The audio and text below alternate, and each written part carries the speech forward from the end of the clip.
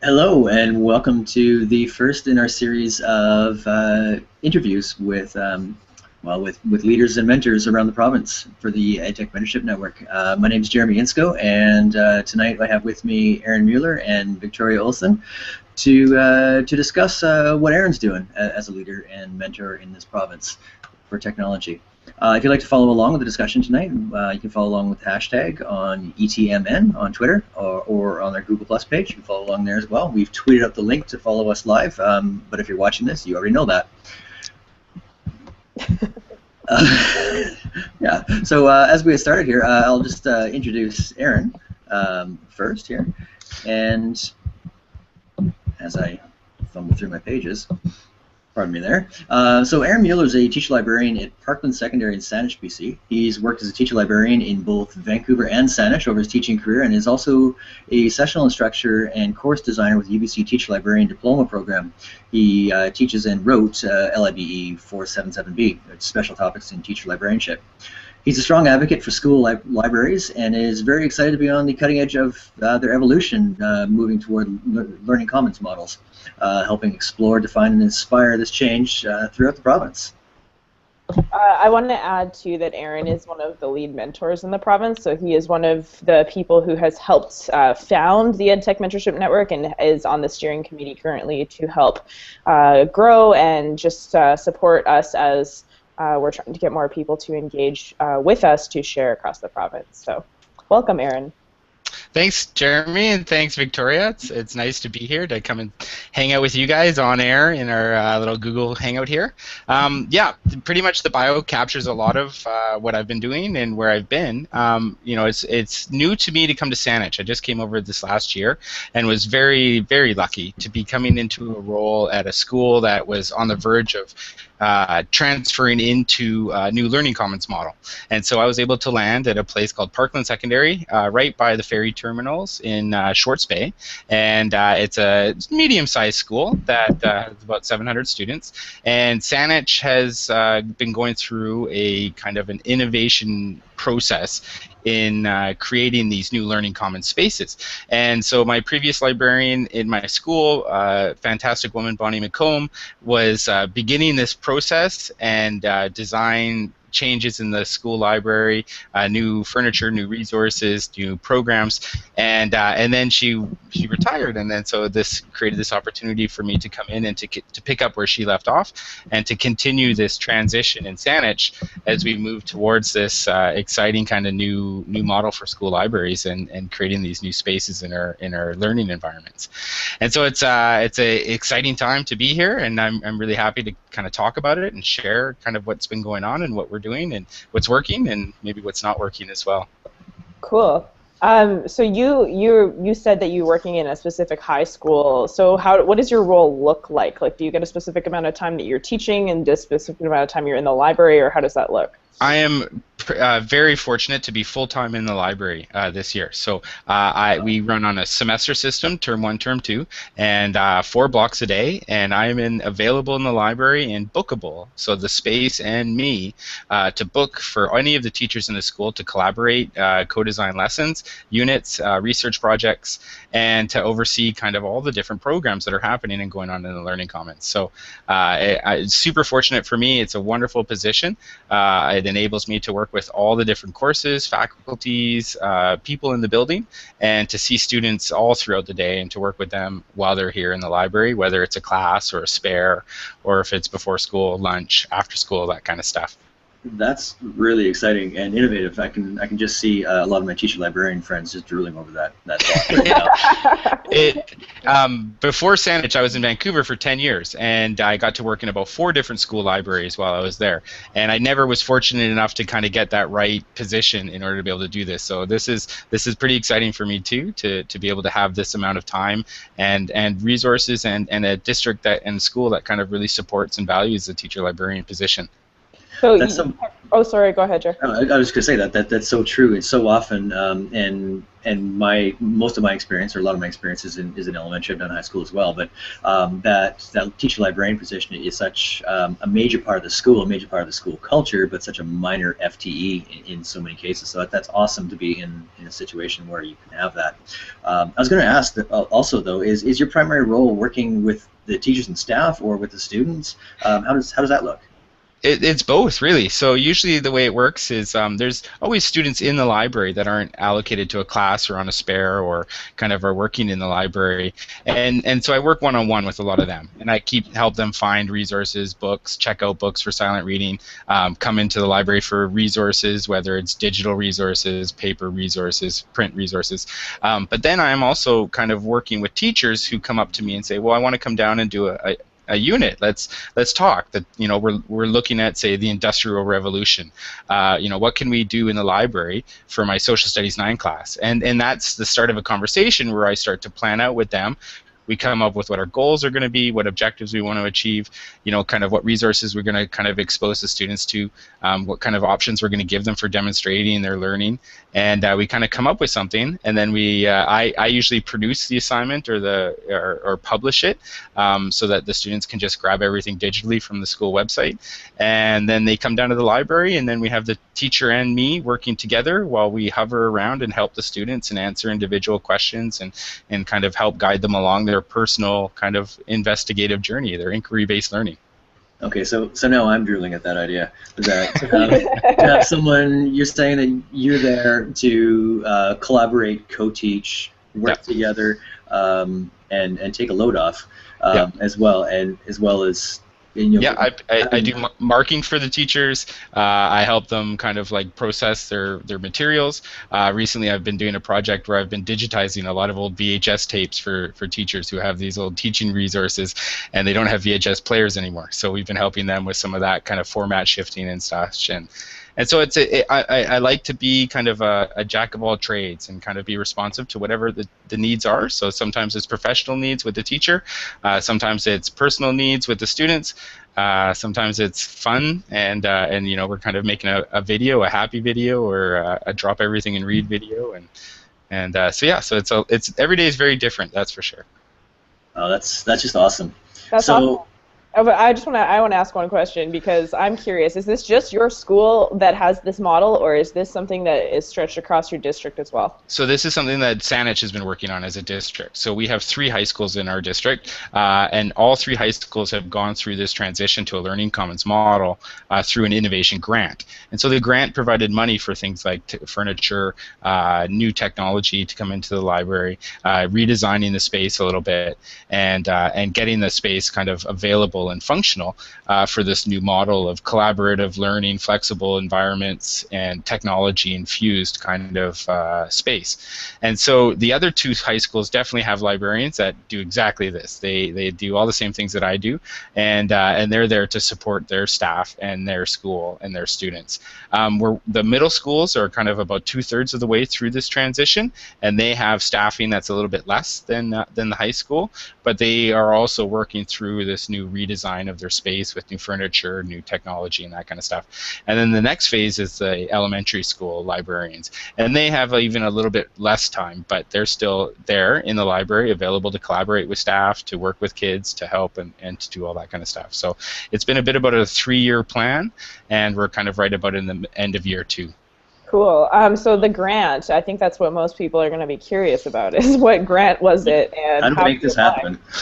That was a specific Saanich grant. Saanich is, kind of a district that sometimes does things a little differently. They call it the Saanich way, and I'm learning all about it as I'm new to the district. But they have had some innovative projects where they've kind of come up with solutions on their own in order to be able to try to move some of these educational goals forward.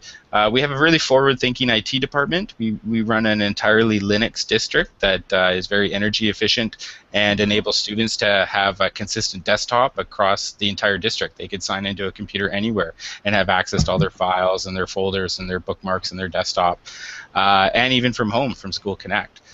we were working on the Open Student Information System up until very recently, until that project kind of got put aside because of some other issues in regards to data compatibility. But Saanich is a district that I think that has kind of always tried to push things outside the box a little bit, and I'm really, really glad and fortunate to be there. Cool. That's really exciting. Yeah, and news too. I mean, Saanich isn't the district that I tend to hear a lot about. Maybe that's just I'm a little bit isolated somehow from that, but that's great to hear and hear that these things are happening and they could be happening in other places. Yeah, there's not sure we'll call it the Saanich way, but yeah, we won't export the name, but we will share with our strategies and techniques, and I think there's a really kind of a collaborative nature in Saanich. Everybody kind of really enjoys working together and finding chances to kind of share what's been working well, and supporting that. Another part of that innovation grant was to build a consistent web experience for all the secondary, middle, and elementary libraries or learning commons, and so having a nice looking library web page that was consistent so the students wouldn't have to kind of relearn the wheel every time they moved up to a new level, and was also flexible and adaptable enough so each school could customize it and be able to kind of publish what they needed to publish and share their resources, digital resources on their own school website. Awesome. Wow. Just to clarify that again with that grant, is that money that came from the province or from? No, district okay, initiated. So it's a district initiative then. Okay. During the last budget round, obviously most of the districts around BC were having budget difficulties and were having to make tough choices. Of course, teacher librarian time and resources were all on the chopping block, but we were able to successfully present and petition to the trustees and to the management group that it was worthwhile to maintain the funding that we do have in the district in order to keep these kinds of innovation going. That's just so awesome. That is awesome. I want to highlight one thing because like it's so interesting, Jeremy. You said like we don't really hear about Saanich. It's not really a piece of your day-to-day life in Nanaimo or us in Langley either. And I think the great connector for Aaron and I was we met on Twitter originally, and that's how a ton of us BC educators get together, truthfully. But the EdTech Mentorship Network's another way for us to bring together some of these ideas and have a platform to share it. And that's a lot of the purpose of our interview series, is to get at some of these ideas that Aaron's sharing here with lots of educators. Yeah, there's really no reason why we can't. I hear great stuff about what's happening in Vancouver around Learning Commons. Surrey's got amazing things going on with their Learning Commons and libraries. Prince George is doing wonderful stuff up there. So there's lots of pockets of excellence around. And I think it really shows kind of those districts that are really investing in teacher librarians and librarianship and resources for school libraries. And I think there's going to see some benefits to that, and hopefully other districts can kind of look at that and kind of see, okay, this is valuable resources, and we should do as much as we can to try to save them, despite the challenging conditions and budgets and that kind of stuff. Right.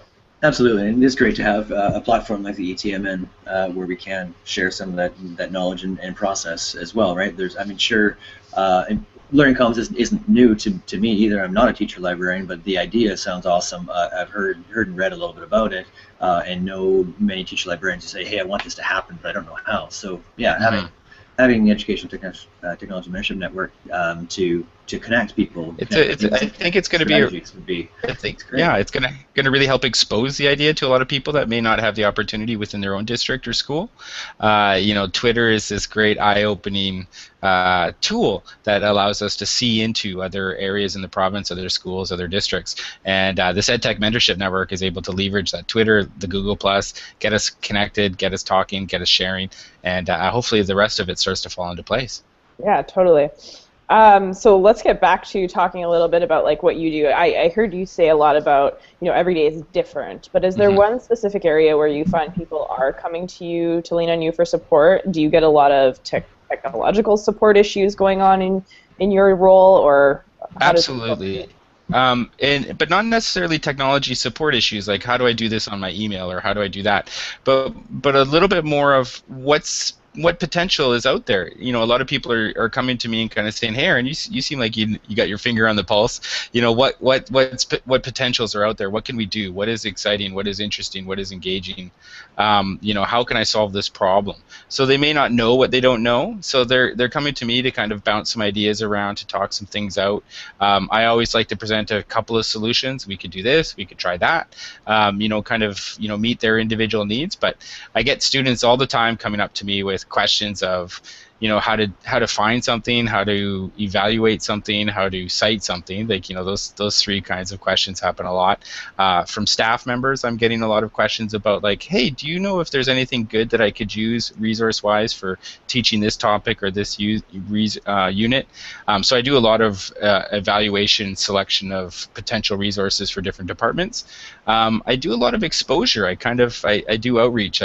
My latest piece of technology that I'm sharing with my staff is the document camera. I think we really need to get rid of the overhead projector and just kill it and get it out of the schools and get rid of it and give everybody document cameras.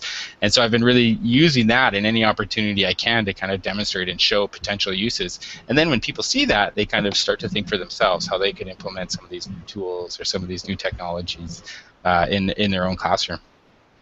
Yeah, totally. That's awesome. I'm a little amused by that. The whole document part, because when I taught in high school for the first half of my career, and then I used the document camera in the last year or so I was in high school, and it's this amazing tool, and I taught in the science lab, so I could hook it up to the microscope or project, and we could see mitosis happening on the screen, and that was amazing. And no longer we have to kind of peek through a microscope and try to see what we're talking about. And exactly. That was one very specific use of it that was great. And then I came to elementary school, and every classroom's got them. Yeah.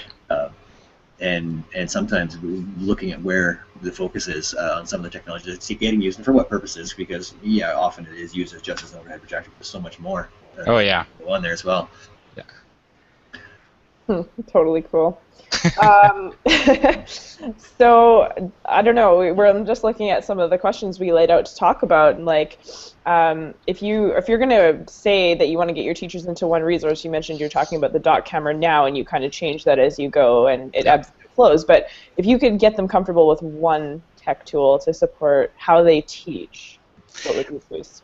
I'm really, really trying to push towards a lot more paperless work and assignments. So, you know, I'm really trying to encourage teachers to use digital resources in a way that isn't, you know, kind of consumption based. So not having to print out lots of things, not having to have lots of printed out things handed in, you know, finding different ways to demonstrate learning that doesn't involve kind of the typical kind of printed out worksheet and then hand it back or do this kind of stuff. So, you know, really encouraging teachers to try different presentations, to explore different kinds of debates or discussions, different ways to kind of lighten the marking load too as well. So it's not like you're bringing home this big stack of papers all the time. I've also really liked to work with the teachers on the assessment for the learning and not assessment of the learning. So like trying to demonstrate ways to mark holistically and to assess student participation, student effort, student achievement without necessarily going through the checkmark rubric recipe kind of stuff like that. So, you know, building into some of that more personalized kind of stuff. So, you know, as I've only been in this position for a year, it's taking me this long to get to know a lot of the students, but I'm starting to feel that I'm in a place now where we can really kind of work at that kind of assessment for that individualized student based on what they're able to do and what they're able to achieve, and kind of building in the equality and the fairness into the classroom assessment too. So are there any tools that you can specifically share now to get into some of the assessment or even the different presentation styles? What technologies are you recommending here? So I'd like to actually not really recommend tools. I like to kind of be, I know what's out there. I know all the Prezi, the Glogster, the Google Drive tools, the SlideShare, all the different stuff. But you know, as soon as I tend to prescribe something, that becomes the only thing that's done or used. And so I really try to kind of keep it a little bit vague, purposefully, And then when a student's like, well, I don't know what to do, and I'm like, well, what are you comfortable using? Because that's going to be the easiest way to get you rolling. And they're like, well, I'm comfortable using PowerPoint. And okay, well, that's great then. Let's use PowerPoint for you, and you can demonstrate your learning that way. Some other student that I know is a little more on top of things, I can kind of challenge them to maybe explore something new to them that they haven't used before or something like that. So really trying to be a little bit more responsive to that individual student. So, and it's a totally fortunate thing to be in a library with 30 computers, having 30 students and having 2 adults that can just kind of hover around, so you have that bit of extra one-on-one time with each student to kind of have a chat with them. And most times for most units, the class is in the library for maybe 3 periods or a whole week. So you do have enough of that one-on-one time throughout that whole time to kind of sit down individually, talk about the students' own personal interests, kind of figure out what it is that they want to explore, talk about potential tools that they might want to be interested in or want to use. But generally, my actual goal this year, as part of an inquiry project I've been doing with the BCTF, and then that's part of what we've been doing in Saanich as well, is how to effectively integrate technology into the learning commons. And I believe effective technology integration really is about kind of supporting all technology and not really being too prescriptive. And so I'm able to kind of be responsive and on the fly, and even if I don't know it, I can sit down beside the student, we can kind of figure it out together, and I can demonstrate some ways to troubleshoot what is the tool trying to do, or what step are we missing here, what do we need to kind of look back and read again, and how do we move forward, and how are we going to make sure that achieves what we want to learn and what we want to demonstrate. I really like that. I like the idea there that what you're saying, or what I'm hearing from what you're saying, is that you're trying to be really responsive to the individual student. So it's really individualized learning here, that if a student's comfortable with something or has a low level of comfort with technology, okay, let's go with what you know.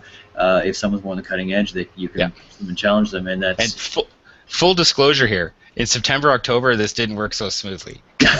It takes relationship building with the students in order to get to a place where I can kind of say, hey, you know what, you've done a little bit already on Prezi. Let's maybe try something different this time, or let's try a new way for you to kind of demonstrate your learning in a way that isn't the standard kind of thing that you're used to. I like to kind of break kids out of that game of school that they get really used to doing. No, you just tell me what to do and give me the rubric, and I'll go through the things, and then I'll hand it in, and then I'll forget all about that stuff. And so kind of trying to tap into something just a little bit deeper than that, something that they're a little bit more interested personally about, that topic, that era that we're studying, or the subject that we're exploring, and also connecting with their peers a little bit. So like doing those kind of group works and kind of having that fun opportunity. We did a Social Studies 9 Revolutions unit where we were reviewing the French, American, and British revolutions and modern revolutions, but we asked the students to get into small groups and to design their own revolutions. They had to pick a motto, a slogan, an icon. They had to write a small manifesto, and they had to present this revolutionary idea to the rest of the class, and then they all had to vote on which revolution they would join. And what was most surprising about these revolution ideas that came out is almost all of them were based on social justice issues. And that's a testament to the teacher in this course, this social studies course, but they all picked issues that were about important social justice things like minimum wage, bring back our girls, healthy eating issues, the BC ferries. I'm sure that's one that you could relate to, Jeremy. Yeah, for sure. Yeah. But it was really impressive that way, because it didn't become this prescriptive kind of research-based unit. Go down there, learn about revolutions, and then write up a small little report, and then forget promptly all about them. I really do believe that a lot of these kids are going to remember these things, these opportunities, these learning, and also these opportunities to connect with their peers. Yeah, I was just going to say, from your previous talk about building, getting this week long, and you get a period, 3 periods with these kids. I just feel like building that relationship really helps you get to know who they are. But of course, starting in September, you might not have that piece. But the important part was that you were taking that technology and focusing on the learning and what kids could do with it, as opposed to, here's the tech tool I expect you to use in order to demonstrate how you learned it. And that's just awesome. But do you find that the management of that? Do you find that that's difficult for the kids, or? Absolutely. Self-regulation is something I work on every day with the students. You know, do you need to play that game right now? You know, we are here in the library, and you do have a presentation coming up, and you know, I'd like to see you kind of doing some research, and some students really struggle with that. And so sometimes we do have to do things like we have to say, okay, well, you're not able to regulate yourself on the computers right now, so why don't we check out some print resources for a bit? You know, kind of trying to keep them a little bit focused and on task. And some students really do struggle with that.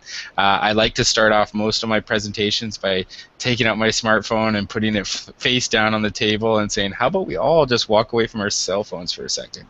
And kind of trying to demonstrate that place and time aspect of the self-regulation. And you know, I definitely do remind the students, this is not an internet cafe. This isn't just come down to the library and it's game time and YouTube time and off you go. There is an expectation that when you come here with the desire to work, with the desire to kind of learn and to achieve, and to be kind. That's a big one in my library learning commons, is to be kind to each other and to be nice. We have a question, you guys, from Dave Shortreed. Oh, yeah? Yeah, because Google Hangouts has this amazing thing called the Q&A app. I'm sure, have you played with it at all, Aaron? No, the Q&A? When you have a live Hangout, whoever starts the Hangout can enable or disable this Q&A app.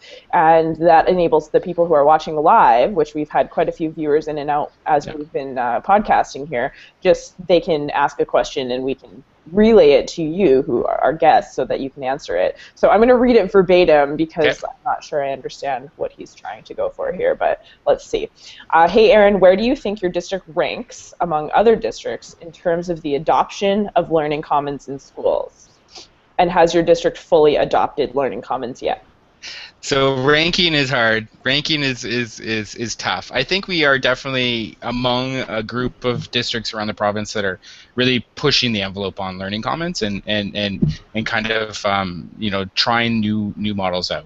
And we haven't fully adopted the model at all. It's mostly just at the secondary level, with a few of the elementary, or I mean the middle schools being done. The elementaries have yet to be started. So the elementary side of the learning commons in Saanich is definitely just program based. So it's a lot of the TLs getting together, and that's what we've been doing over the last 6 months as a BCTF inquiry group. And also before that as part of this innovation grant. But we get together as a group regularly once a month. We share what's working, we talk about what we're doing in each of our libraries. We do Pro-D together. So the elementary side of the Learning Commons transition is not facilities complete, but it's program started, and then the rest of the district is moving along in their new facilities and with new technology and new stuff happening. So, you know, fingers crossed that we're going to be able to keep this momentum going and get the elementary kind of learning commons started pretty soon, because their spaces, some of them are a little smaller. I think they definitely could use a little bit more room to grow into, and you know, opportunities for setting up some new technology, some new resources in there as well. Yeah. But good question, Dave. I wonder if he was getting, I don't know, Dave is from Victoria, so I've got all these island guys over here. Yeah, I know Dave. Yeah, we all know Dave. Oh yeah, we know Dave. Okay. Along those lines, I had a question too, and you may or may not know the answer to it. I was curious: is learning commons something that's happening kind of a little bit separate, or is it in part of a bigger vision of technology or a bigger district vision altogether? How does it tie in to the district level? So there's definitely a district innovation in Saanich kind of series. So they've been working on a lot of different programs around the district. And our website, our Saanich district website, sd63.bc.ca, has probably about 5 or 6 videos in rotation on the front page, one of which is our program to Libraries to Learning Commons. But we've also got a Global Perspectives program. We've got a Marine Institute, Parkland Marine at my school. We've got a lot of kind of specialty programs and a very, very kind of what I feel is visionary technology vision, because of the way that we've rolled out this Linux infrastructure across the district. So we have a really simple, consistent, free operating system that's running all our IT infrastructure, and we've really been able to channel some of those financial resources that would normally go to paid for software, Windows or Macs, and be able to direct that into other places, specifically into hardware.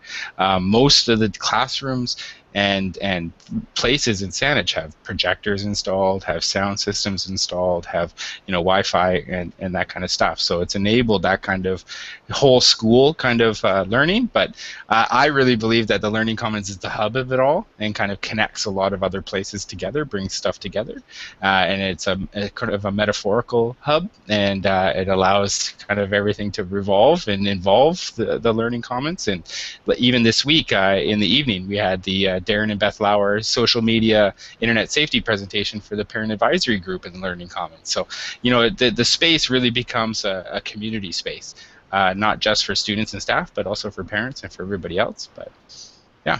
Which is awesome, because that's how it should be. Your school should be creating a school culture around this availability of resources for people to tap into, whether it's a human resource or a digital or print or otherwise. So that's great. Yeah. So yeah, I think we should probably wrap it up there. We're supposed to kind of stick. We said like half-an-hour interviews because we want people to actually watch them, right? Usually if you get too much over that, people are like, I'm going to go do something else. So thank you, Aaron, for coming on today and sharing with us. You're very welcome. I hope that, anybody who wants to get in touch and chat about Learning Commons stuff can always reach out to me. I'm on Twitter, I'm on email, I'm on Google Plus here.